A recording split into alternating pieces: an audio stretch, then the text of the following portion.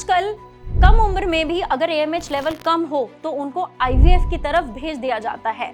और क्या आपकी अगर एज 35 से कम है तो आपका AMH लेवल अगर साथ में कम दिख रहा है तो क्या IVF करवाना सही बात है?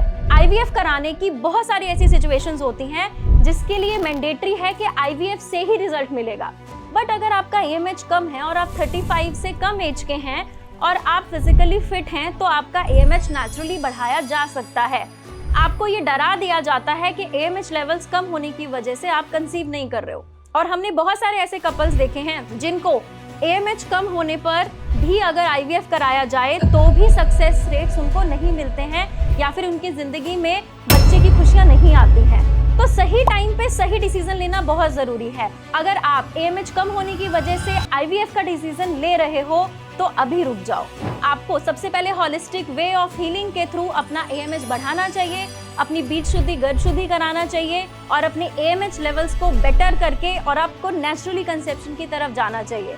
क्योंकि IVF के भी जो सक्सेस रेट हैं अगर कम एज में भी करवा रहे हो वो भी 35% से ज़्यादा नहीं है। तो अगर आप ये सोच रहे हो कि हमें 100% रिजल्ट मिल जाएगा तो वो गलत है।